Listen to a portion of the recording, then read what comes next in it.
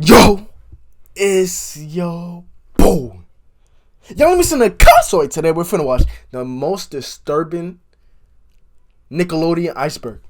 Now, hey, warning on the screen, bro. You feel me? Warning on the screen. You feel me? So if you dislike this video, this is your fault, bro. That is your fault, because there's a warning right there. Either way, let's get to this.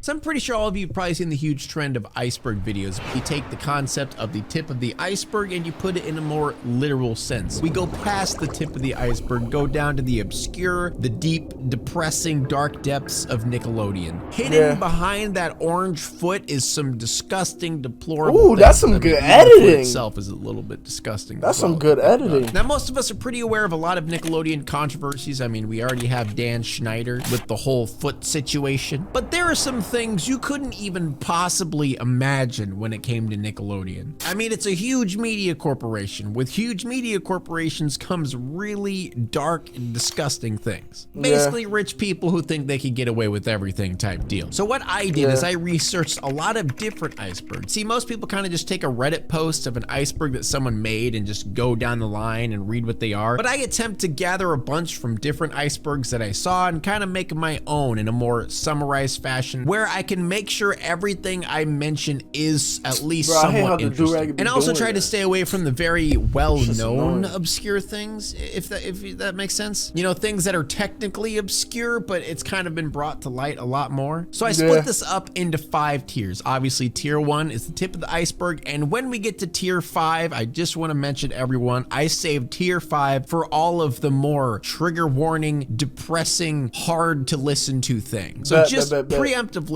tier 5 is pretty dark, and they might completely ruin your childhood, but hey, that's what I'm here for. Come on.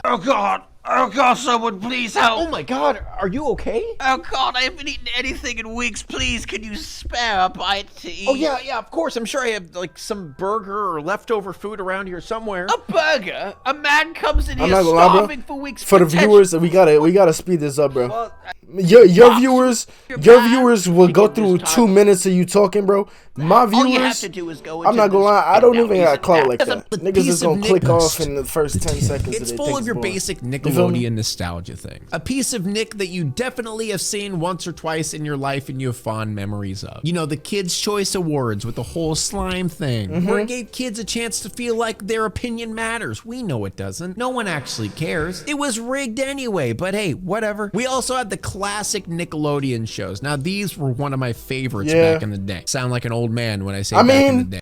I never seen this. But these I never seen those game shows. That's old head. If you grew up watching these type of shows, like, look at the quality.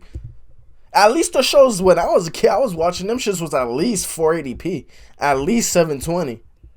This is like 140. I'm not gonna lie. If I put the thing to 140 right now, it looks the same. Yo, this is literally 144p. This is literally 144p. Literally. It looks the same. Those were some of the funnest game shows I've ever seen out of television. Very surprised they kind of just stopped making them, but I guess, you know, it was the 90s. It was a big boom of game shows, and then it kind of piddled out after a while. Also, you know, SpongeBob came about, and after SpongeBob came about, they kind of just said, screw everything else. But to list some of these game shows, of course, we have the more popular ones, like The Legend of the Hidden Temple, which was my personal favorite when I was younger. Basically, a bunch of kids attempt to find these treasures inside a temple that was protected by Mayan guards and other obstacles and stuff. And of course, there was a gigantic talking stone face, which most people probably had nightmares of. And surprisingly enough, this show had a reboot recently in October on the CW. Now, I have no idea if this show is actually good. I haven't seen it at all, but I thought that was pretty interesting. They actually re-released this show this year. And we also had Guts, which is basically just like the athletic challenge for kids of Ninja Warrior type deal. They had Double Dare with the gigantic nose that snotted everywhere. I didn't really watch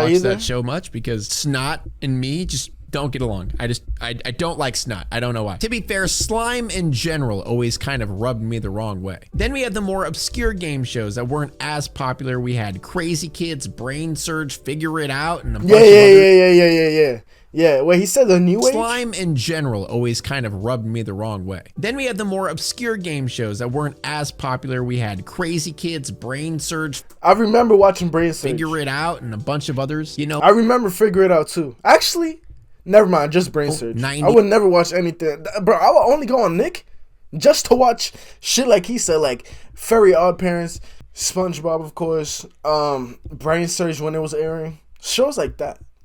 Like, I'm not going on Nickelodeon to watch some game shows. Like, come on, bro.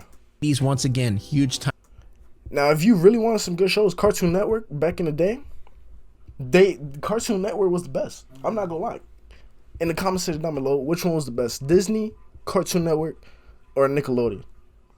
Or were you one of those that will be watching, like, Animal Planet? Anyways.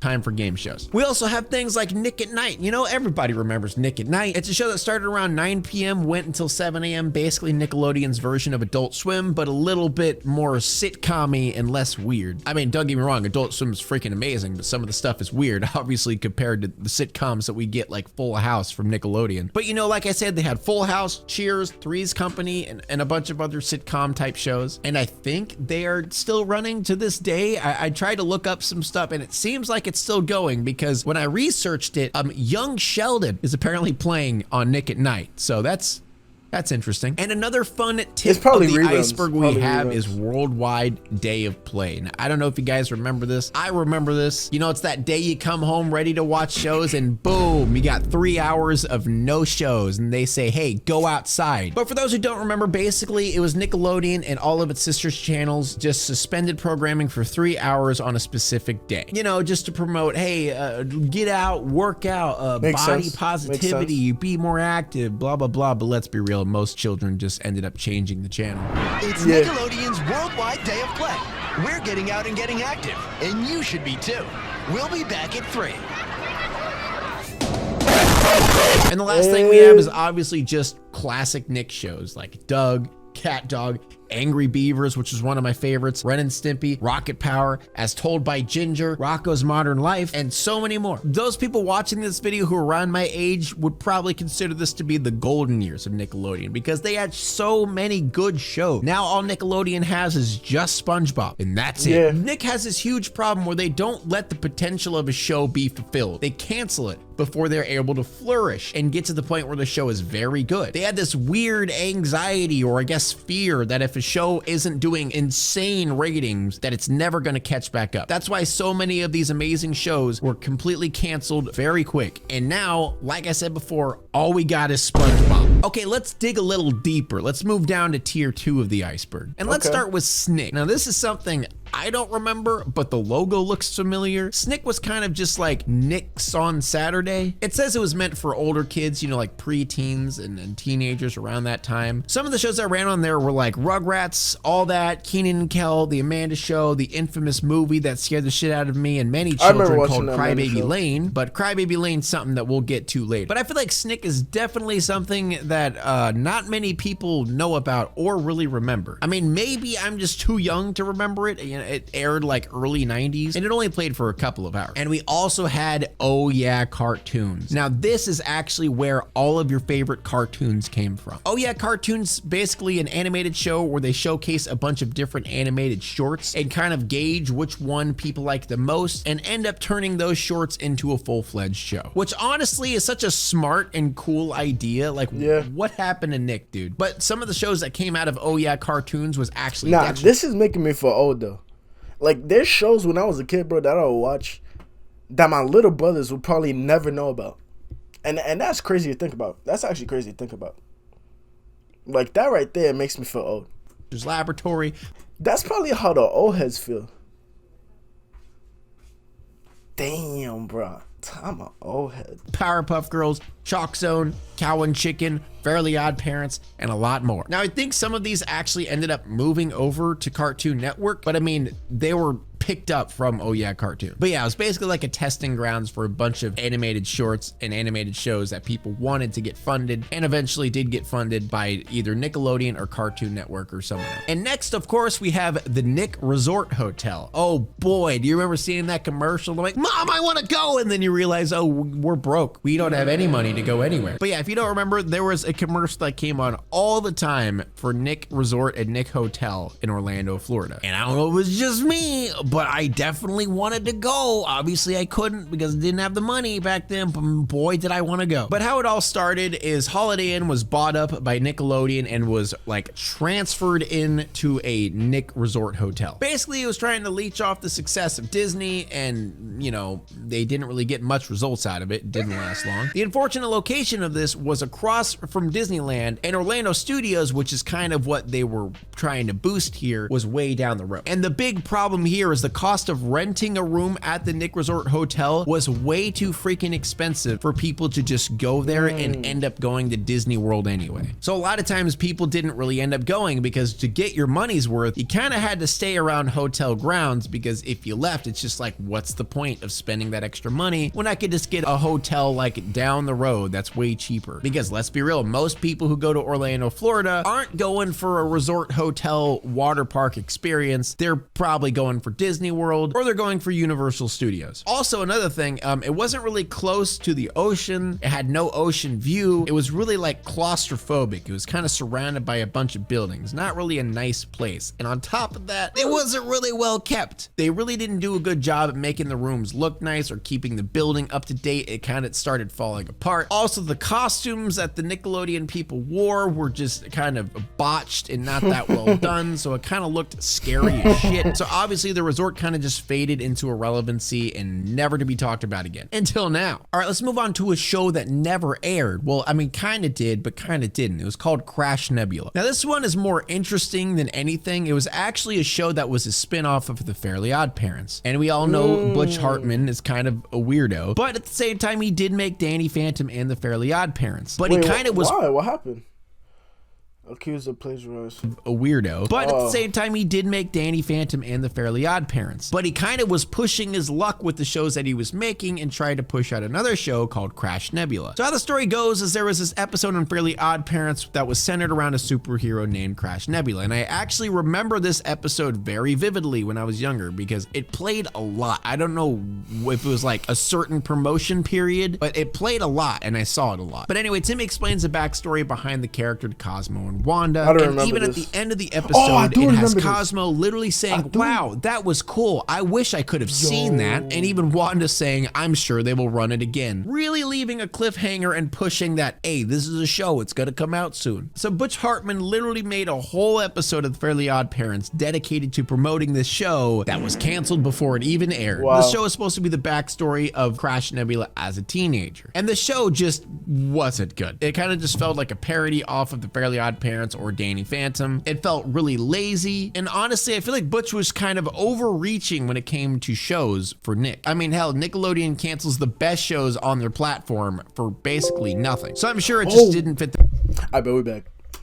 Wanted and ended up just falling into irrelevancy. Next, we have Cartoon Lost and Found with Adam West, another show that was kind of canceled before it was ever released. Now, since we're going to be talking about things like lost media or other things that are kind of hidden and forgotten about, this is kind of what this show was based around. Nickelodeon made a show about finding lost animation. Cartoon Lost and Found was a late-night television special that was dedicated to finding the old cartoons that have been lost and forgotten and bringing them to the forefront with the charismatic Adam West as the host. There's actually a full pilot episode on YouTube that you could find right now and watch it if you wanted to. And honestly, it looks like a very interesting idea for a show. I know they were trying to appeal to like older audiences, you know, that want to look back at nostalgic cartoons that they used to watch when they were younger. But even if you're not an old person, I feel like the show would have been pretty interesting. But unfortunately, it was never picked up by any of the studios, and it was, again, left to fade into irrelevance. It probably wasn't interesting for the kids because, like, you feel me? Like, every 20 years, bro,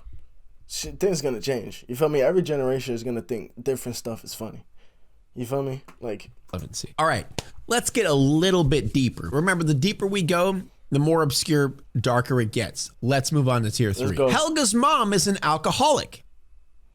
That's a good start. Okay, now a lot of us grew up on Hey Arnold. Let's be real. The show was great. I mean, that and obviously Rocket Power are probably one of my favorite shows back then, and maybe Rocko's Modern Life. There's a lot of them. But something I didn't really pay attention to when it came to Hey Arnold is how depressing Helga's life actually is. I mean, she was pretty much the black sheep of the family. She was a complete outcast when it came to her family, honestly. I mean, they literally have a family picture, but with Helga off by herself, while Olga and her parents are just all together as a family. After looking at it like an adult, Helga's behavior makes a lot of sense. I don't think she's a bad person at all. She just puts walls between her and other people because of the neglect she gets back at her home. But throughout the show, we always see Helga's mom lethargic. She's struggling to stay awake or even struggling to talk, and she's always drinking a smoothie. And obviously as a child, I didn't really realize what was going on. But yes, Helga's mom suffers from depression and is an alcoholic. While at the same time, Helga's father is a workaholic who kind of seems like a very, very aggressive father. Not only that, but Olga, who is her sister, gets all of the attention, and Helga just gets treated like utter garbage. Genius! Daddy, who's gonna take me to preschool? Huh? Oh, yeah, sure.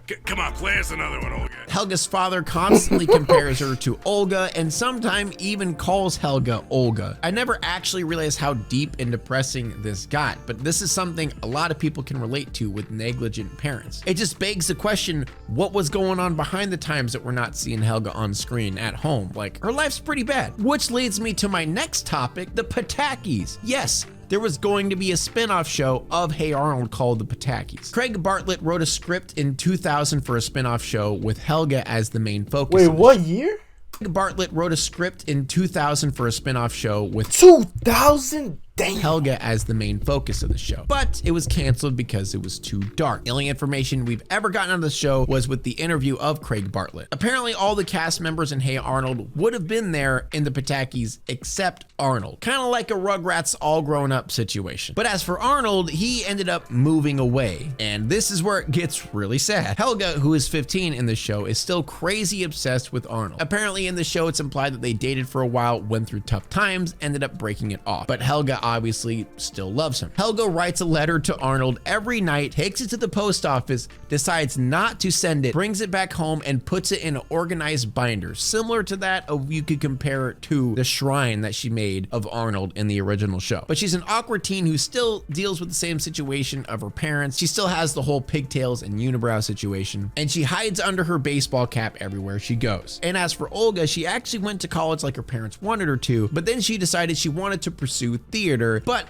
her parents obviously were not happy about that. They get into altercations with Olga. Olga ends up losing favor with her parents, and Helga is still going on in her life very lonely. Honestly, not a terrible premise for a show. I would be kind of interested in watching it. And apparently there are some petitions out there that were made on the internet of people begging any streaming company like Netflix 74 or Hulu supporters or someone to pick up the show and make it into a full thing, which honestly would be pretty cool. I'm always down for more Hey Arnold lore. There's even fan animations on YouTube of the Pataki show that people kind of took an interpretation of what they heard on the internet from that Craig Bartlett interview. Actually, how many views does I got? Show Probably that got like people 2 kind of million took an interpretation of 70K. what they heard on the Still more internet than from I that Craig expected. Bartlett interview and put it into something. Kurt Cobain's Ren and Stimpy song. Now this one is more funny than depressing or dark, but it's definitely obscure. It's not even confirmed that this is actually true because there's been no recordings ever found. And I did try to make this full list with everything completely confirmed, so you know you don't have those like, oh, maybe or maybe not situations. But this one is just very interesting, and we even have one of the producers of Ren and Stimpy literally saying that it was Kurt Cobain. So apparently how the story goes, Kurt Cobain goes up to the animation studio responsible for making Ren and Stimpy, says, hey,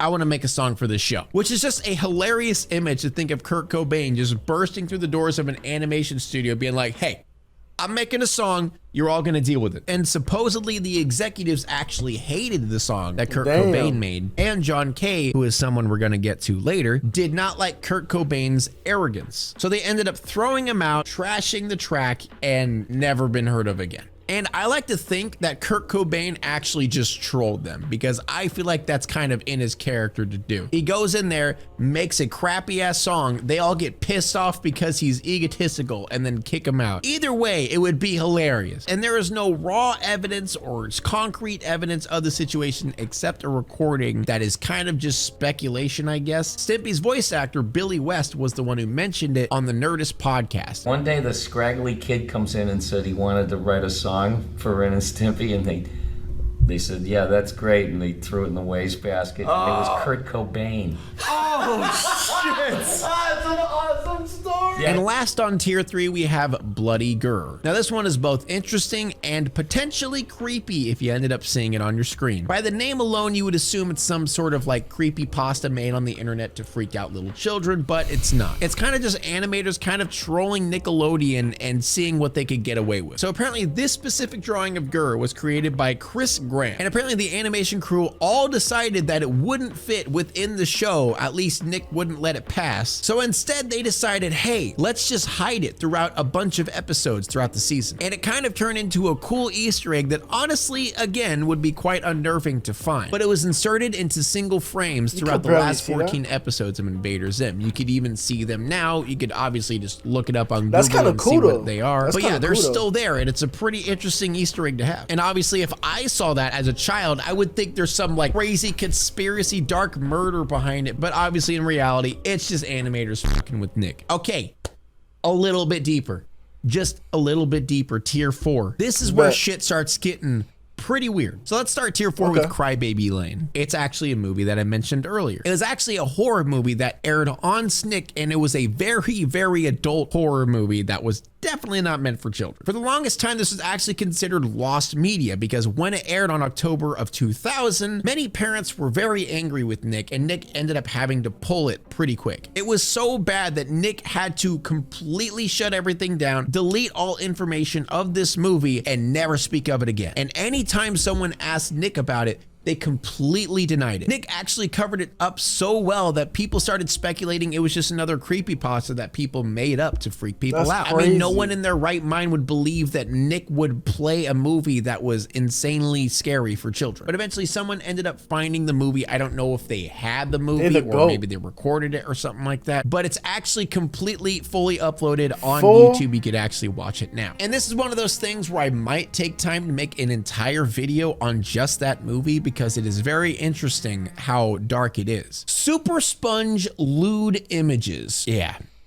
Okay. Now, when we think of SpongeBob, we think of this little innocent sponge, you know, happy wholesomeness sponge. Well, that's not the case when it came to the Super Sponge video game. Super Sponge was a video game made by THQ on the PS1. And, you know, it was just your basic average SpongeBob game. You got some platforming, you got collecting spatulas, you got to get a present for Patrick, that whole dealio. I didn't play the game. I just kind of looked up a summary. But some really creepy, weird things lay dormant in the game files of Super Sponge. Now, don't get me wrong, I'm sure a lot of people would find this more funny than it is creepy, but I mean, if you really put this into context, this is the game that was made for children. And then in the game files, you have an image of SpongeBob pegging Patrick, Patrick banging Sandy, and SpongeBob in full bondage. You know, I feel like this goes a little bit beyond funny sex joke territory. I mean, there's a grown adults putting these into the files of a game that is meant for kids. And ironically, this game was made by a company called Climax Group. And also, Climax is responsible for making Silent Hill.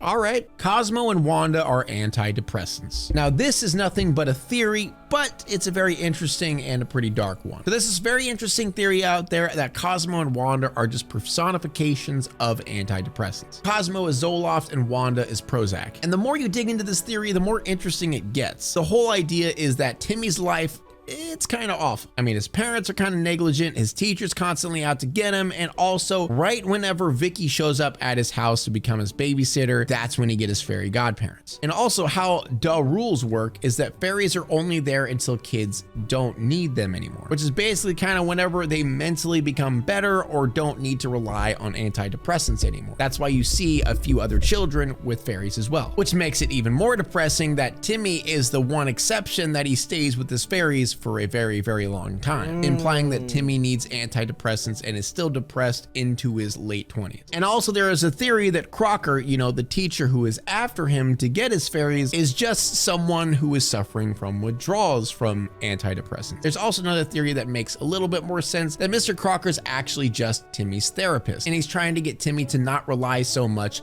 on his antidepressants because he's trying to take away his antidepressants in a way. There's a lot of information out there you could look up about this theory, and the more you learn about it, the more the lines kind of connect. But again, it is just a theory. Banned episodes. Now this is kind of an open-ended one. This is something you guys could go look for yourselves if you wanted to, because there is a slew of banned episodes when it comes to Nickelodeon, but I'm gonna kind of go over the more risque ones. One of the more known banned episodes is Rocko's Modern Life, which is one of my favorite shows. And the episode is called Leapfrog, an episode that was just so loaded with sexual things. So Bev Bighead, the wife of Mr. Bighead, gets very lonely. So she ends up literally abusing Rocko's kindness and pushes herself onto him. There's one point where she basically drugs him. There's one point she shows him her entire naked body. And also she even puts Rocko's naked body into her mouth. Oh yeah, and to make matters worse, whenever her husband comes over and she kisses Rocko in front of her husband, instead of the husband getting angry at the situation, he just calls her ugly.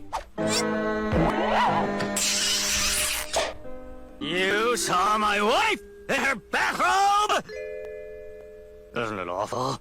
Yeah, if you watch the episode now, it is pretty hard to watch. There's some gruesome parts, a lot of weird, like sexually forcing parts that makes you just feel very uncomfortable. I could definitely see why this one was banned. There is also this lesser known one on a show that was ironically called You Can't Do That on Television. This show is kind of just like a skit show, and there was one skit where they covered adoption and made a joke about a senator adopting a kid for child labor. I mean, this show was aired in the 80s, but making jokes about adopting kids to use as basically slave labor for you, it's a bit risky. And a lot of people, but then again though, the show is called Not Meant for TV. Who were adopted or were trying to get adopted were very, very offended by this episode. And the people on the episode were basically just like, oh, we kind of just were ignorant to adoption and how it worked or how sensitive it was. And obviously the episode got shut down pretty quick. And then we also have the Ren and Stimpy band episode. I feel like this one's a little bit more known too. In this episode, Ren and Stimpy gets a very abusive owner. And on the specific scene, Ren kind of beats the shit out of the owner with an oar, and it's pretty graphic for a kid's show. Not only that, but there was a lot of references to tobacco and alcohol, and John Kay believes this is one of the reasons why him and his team got fired, but we are about to find out in Tier 5 why he got fired. And one more thing before we get to Tier 5, the Angry Beavers lost final episode. The Angry Beavers, again, I keep mentioning this, definitely one of my favorite shows when I was a kid. They actually had a final episode because Nickelodeon was canceling them, and the final episode never got aired because Nickelodeon was basically mad at them for becoming too meta. Basically, the show was surrounded in fourth wall breaks. Even both characters talked to each other as if they were voice actors, and they made a bunch of jokes on Nick's expense. They kind of laughed at Nick, told him how unfair it was they're getting canceled, and talked about cancellation and, you know, just making fun of big media corporations and saying how unfair it is. There's actually a full audio clip of this episode on YouTube that you could possibly find if you search for it. They never made any panels for it or animation for it, but the voice actors did record their lines for this, so you could definitely find it on YouTube. A very interesting listen, I will admit. I kind of wish they made the episode, I'll be honest. And now, ladies and gentlemen, we are moving on to Tier 5, and like I mentioned, I saved all of the triggering, depressing, and messed up things for this one. So obviously, if you have some sensitivities to stuff like that, please be fair warned before we go. So let's start with the one that kind of ruined Rugrats for me for good. The Rugrats Storyboard Jam. Now, I don't know if you guys have heard of storyboard jams. Basically, it's the equivalent of a fan fiction, but it's actually the animators who make the show who do it. Or I shouldn't say animators, I should just say everyone. Producers, everyone alike. So how it starts is one person writes a panel, he passes it, next person writes a panel, and then it keeps going around the studio, basically until they have a full story. And everything I looked up about this, people considered this blowing off steam. Because if you are a producer of a children's show, you have a lot of restrictions with what you can and can't do. So I guess people do like really adult things on these panels in order to joke around, blow off steam, blah, blah, blah, whatever. But this one was a little bit overboard, I will admit. There's a storyboard panel that was released by Steve Russell depicting some of our favorite characters doing very, very awful things. So the story starts out with Angelica yelling at Tommy to get her a drink. So Tommy gets her a drink, but he fills it up with drink. I'll be right back, my camera cut out. The story starts out with Angelica yelling at Tommy to get her a drink. So Tommy gets her a drink, but he fills it up with Drano and dog food in order to poison Angelica and kill her. Oh boy, that's a good start, and it only gets worse. Then Dee Dee yells at Tommy. Nah, it's crazy. The editors were the one that made this. Like, those are the minds that are creating children's shows. But I mean, like, obviously they're adults, bro. They're gonna think differently. But like, they literally creating fan fictions. Like this, they literally drew it out, and that's crazy. Then Stu proceeds to grab Dee Dee's face, throw her to the ground, and proceed to call her a stupid bitch. So he got potential poisoning and domestic violence right off the bat. And then he tells Tommy to give tribute to the alpha male. And then he threatens Tommy that he will kick his ass, and then Tommy starts convulsing on the floor. I don't understand. And this is where it starts getting really bad. So we see Angelica start thirsting over Stu, saying that he is so forceful and that she loves him. Then Stu says, "That's right, my little C word. One day you will be daddy's little girl." Oh boy. So that's the only visual panel we have. And boy golly, I am so glad that's the only one we have, because this next one is rough. This next one was actually quoted by Steve Russell himself, who partook in the storyboard jam. So the next scene was a close-up of Stu's crotch. Then it shows his well-rounded balls with a tiny cock dangling from above. I'm just reading what it says. Okay, that ain't me. That's all. I'm just reading it. And later, Angelica was stroking Stu's testicles, followed by a bunch of incest sex scenes. Bro, like, why would you even draw that? Like, if you're gonna do that, bro, do that at your own house. You gonna be at the Nickelodeon studios drawing that in your thing. If your boss walks in, what are you gonna tell him? Like, boy, aren't you guys glad there isn't a second panel? But eventually this was confiscated by how obscene it got. But it just begs the question, what stuff hasn't been found? These storyboard jams probably happen all the time. What deplorable stuff is actually out there that we don't know about? All right, so let's move on. I'm not gonna lie, they should make a, I mean, now it's too late, you feel me? Especially when nowadays how the culture is, you get canceled for everything. You feel me? Like, a certain person, it's harder to cancel them. But a whole corporation, if the masses unite, bro, the corporation, they need the people to watch them. They forcing the people, you feel me? Same with a normal person, but the normal person could just say, nah, bro, fuck it. The corporations got endorsements, deals, like they got way more to lose. They got way more to lose.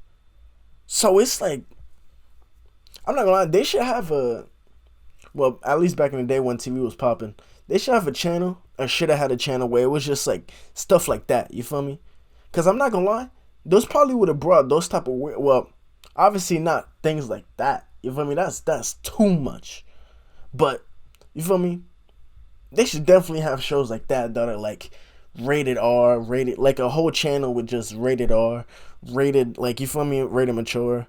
Like, they should have, they probably did have a channel like that. I just probably didn't know about it. It doesn't get any better. I'm just warning you. So let's start with John Kay and the Creep Club. So there's this notorious Nickelodeon club. Convicted of, okay. Worked on, convicted of, whoa, what? Former manager, clients, convicted of, woo. Like iCarly. Worked on, oh, I never heard of that. Jason, product assistant, all that, and the Amanda Show, convicted, ooh, foot fetish, many unconfirmed reports, surrounded by silence. What does surrounded by silence mean? That people collectively made on the internet that was deemed the Creep Club. Like he would walk in a room and everybody would just be silent. That were called out for child porn. pedophilia, and other deplorable things. So let's go down the list of what we have and then are going to officially add John K to this list because his crimes are some of the worst ones on here. Ezel Channel or Chanel, I'm not sure, a man who was hired at Nickelodeon while he was a registered sex offender. He ended up befriending a 14-year-old boy, took him to Six Flags, and let him visit the studio he worked at. Apparently, in court, the boy testified that one day he took the kid to the studio and tried to get the kid to watch porn with him, and then proceeded to do terrible things to the 14-year-old boy. At the studio? Is everybody just dipping from the studio and there's just one person at the studio? Cause I'm not gonna lie, if you try to, even if you're registered, bro, and you bring a kid, that should already be red flags. If people will see you walking around with a kid, bro, and you registered, where were people at? Did they just see this and just walk by? Like, did nobody hear anything? No cameras? I mean, maybe back those times, the cameras, they probably didn't have any, but still though, like, there's custodians, janitors, people are gonna see. Want to say it, but I'm pretty sure you all know what happened. He was found guilty of a misdemeanor battery and served a measly 6 months in prison. 6 months. Only 6? Think about that. Huh? Isn't that just great? Next, we have Brian Peck, a man who was convicted of 2 counts of sexually abusing a child star and served 16 months in prison. And then he was charged with 8 counts of sexual abuse with controlled substances. And the worst part about this is the fact that he was only banned from direct working with children. So that means he is allowed to work on shows with underage children as long as he's not working directly with them. I don't understand this world, man. I don't get it. Next, we have John M. Handy, a man who in his own personal journal referred to himself as a pedophile full-blown. Just cuff the guy. You have a journal and you're writing this in your journal. I'm not gonna lie, having a diary and a journal is probably one of the worst things you can have. I'm not gonna lie. I mean, maybe for some people it's a stress reliever.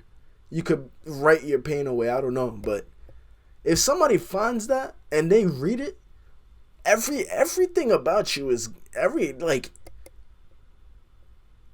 all your secrets, everything that's personal, everyone's gonna know if they find it. You feel me? Like, do you really want that, bro?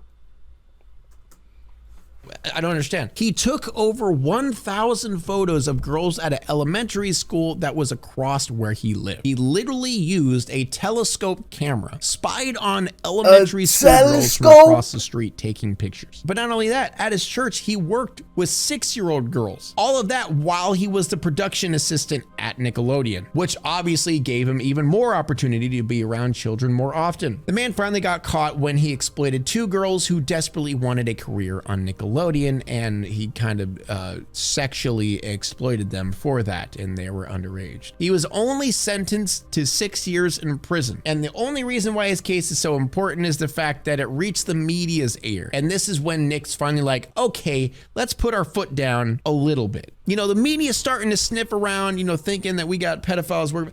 Let's just put our foot down a little bit. And the most recent case was actually a man named Marin Weiss, who was arrested and charged with 8 felonies from alleged abuse of a boy. And right now he's being held at an $800,000 bail. There's also Jason James Murphy, who actually changed his name after he was convicted of child molestation and abduction 15 years prior. And all that time, he's working at Nickelodeon, just chilling out with child actors under a different name. Oh boy, Nick is just full of these guys. So let's move on to the guy of the hour, John K, the man who I've mentioned a few times throughout this video. He's actually the man behind Ren and Stimpy. There's a lot of detailed videos on the internet about this man if you want to know the whole story, because a lot of the stuff is coming out somewhat recently. But the summary of his whole situation is that he hired a girl intern who was a 13-year-old aspiring to be an animator who looked up to John. And throughout her time working with him, I'm not gonna lie, there was probably every place probably got this. Like Cartoon Network definitely had those.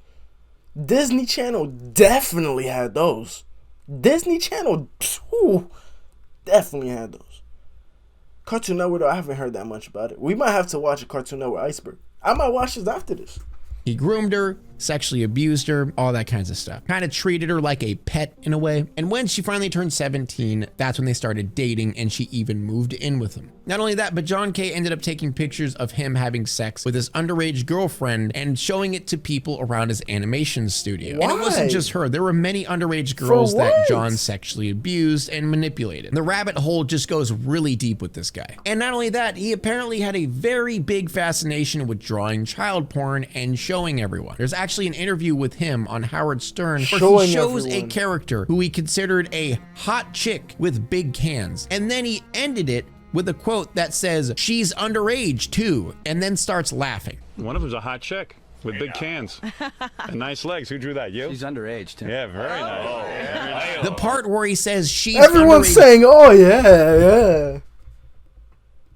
It probably didn't seem that bad to them because it was a cartoon, but still, bro. They probably took it as a joke, but just knowing what happened after, that's crazy. Too is almost like a brag to him. He's literally filled with an echo chamber of people basically saying that it's fine to do this, John K. You're allowed to do this. We're Nickelodeon Studios. We're millionaires. He's literally bragging about finding an underage girl attractive. And when John K. apologized, his way of saving his own ass is blaming all of the things he's done on his bipolar disorder. Not sure, but I don't think bipolar has anything to do with being interested in children. And the next one we don't have to mention too much, Dan Schneider. We gotta mention him. I don't even consider him to be on the last tier of this list, but there are so many things about him. And the biggest, strangest thing when it comes to Dan Schneider is the fact that everyone stays silent when it comes to him. I mean, most people know about the foot thing. If you look through the catalog of Nickelodeon shows and all of the feet scenes that Dan Schneider has his paws on, and also the foot of Nickelodeon can be pretty sussy as well. But it's the fact that Nickelodeon fired him after people started accusing him of all these things and started connecting the dots on the whole gross stuff he's doing with the shows. And I think the reason Dan is definitely one of the more known and the worst out of the bunch is the fact that he put these disgusting, weird fantasies out on the big screen for everyone to see. Anytime someone watches a show that has a foot in it on Nickelodeon, they're gonna get uncomfortable. But the really weird part about this is when he was fired in 2018 from Nickelodeon, Nick made no statement on it. Every time you ask Nickelodeon about it, they keep their mouth shut. So no one knows what's going on with Dan Schneider and what the skeletons are in his closet. And last, but definitely not least, we have a very dark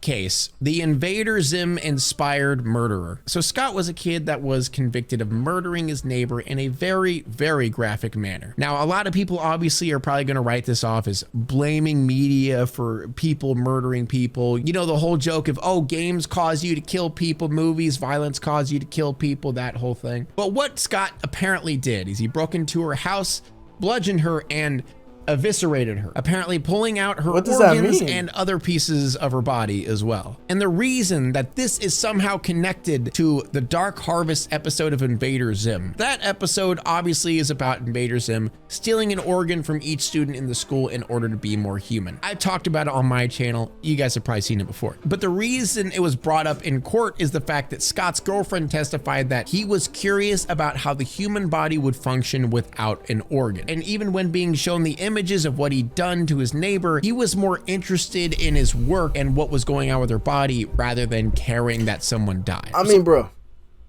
I feel you, but don't go out doing that shit to random people, bro. Just go online, search it up, bro. Like, it's out there, bro. Science is science, bro. You could see anything you want, bro. Science is science. You feel me? Anything you could think of has already been done. So just search it up, bro.